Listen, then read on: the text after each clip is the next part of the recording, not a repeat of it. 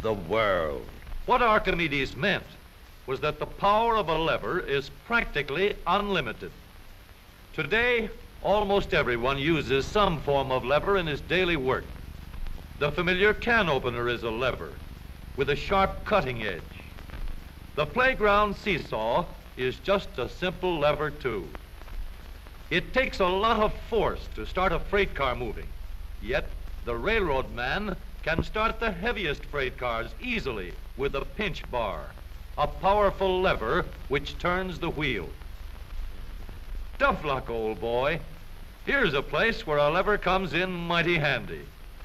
Let's take the simplest kind of lever, a rigid bar working on a fixed support called a fulcrum. One end of this lever is twice as long as the other. Let's put a 10-pound weight on this end, and now we'll put half as much weight on this end. 5 pounds, balance 10.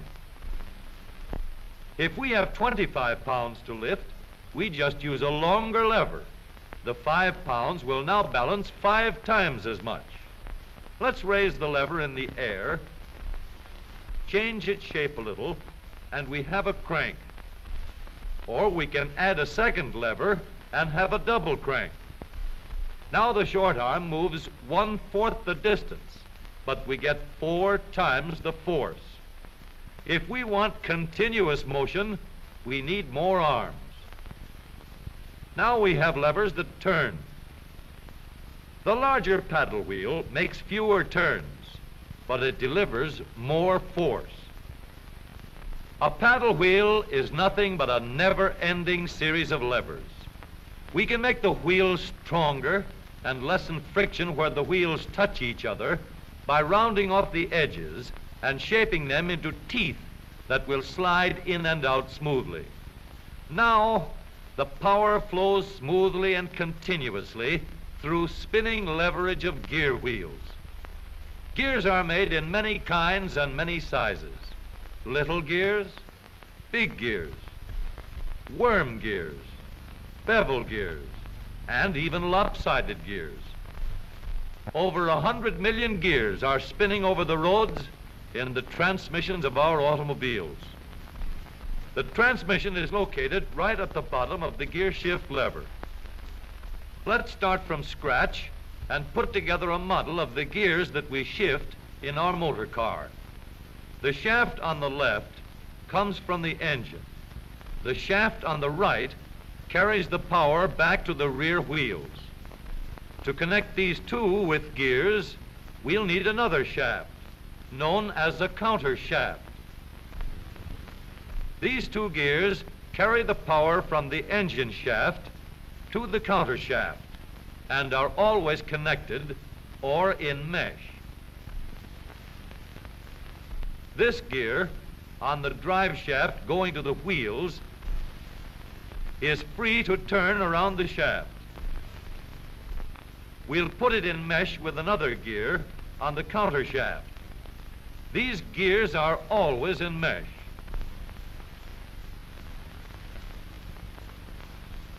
And keep turning while the engine is running. To switch from one set of gears to another, our transmission needs a short shaft like this, known as a clutch sleeve. It cannot turn on the drive shaft, but it is free to slide back and forth. On the sleeve, we'll mount a large gear, which we can shift back and forth to mesh with the small gear in the middle of the counter shaft.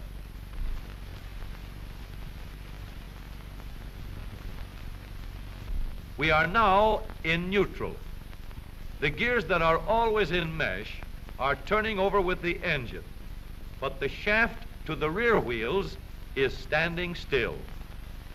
A 3,000-pound automobile takes a lot of force to start. So in low speed, we get the greatest leverage by letting the smallest gear on the counter shaft turn the largest gear on the drive shaft. The engine on this model is running at a constant speed of 90 revolutions a minute. With low gears in mesh, the rear wheel is turning at 30 revolutions a minute, about a third the speed of the engine, but with 3 times the force. The power is going through these gears in the transmission.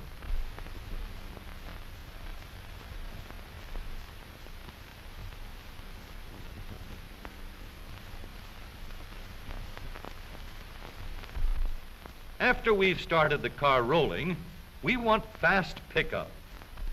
So we shift into second by sliding the sleeve backward to mesh with this gear on the shaft to the rear wheels.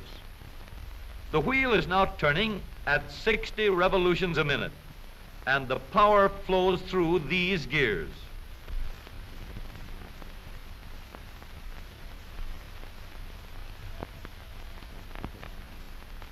For higher speeds, we let the power go directly to the rear wheels.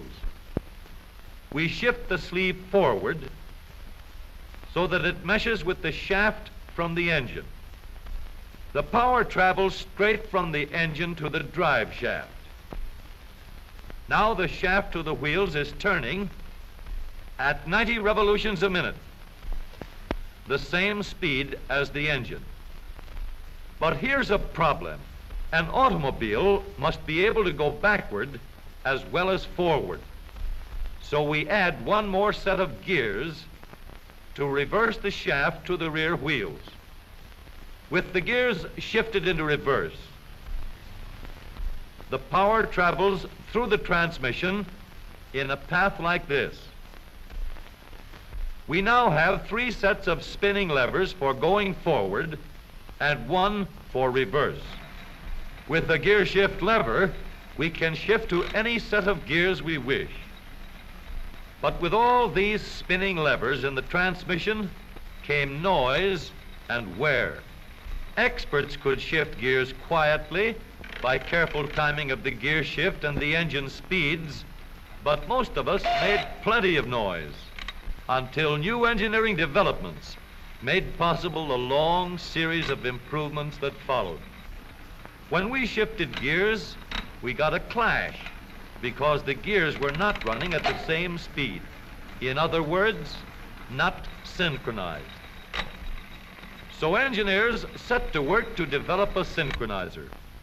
The synchronizer works like a cork twisted into the top of a bottle. The cork will turn until it is so tight that the bottle turns with it.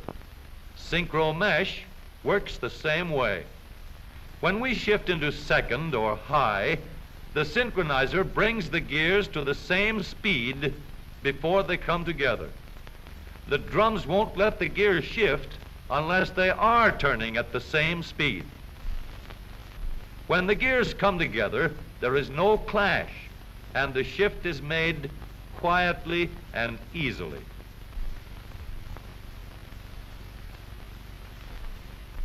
In the transmission of the up-to-date automobile, we have a powerful low gear to give us a strong spinning leverage in starting. A fast-turning motor must set the weight of the car in motion. In second speed, we can change leverage to get going fast at the same engine speed.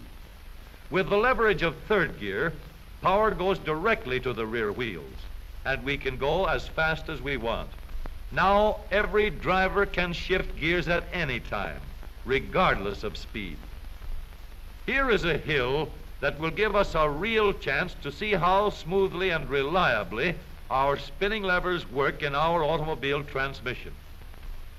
This driver is going to let her car gain a speed of 60 miles an hour down the hill.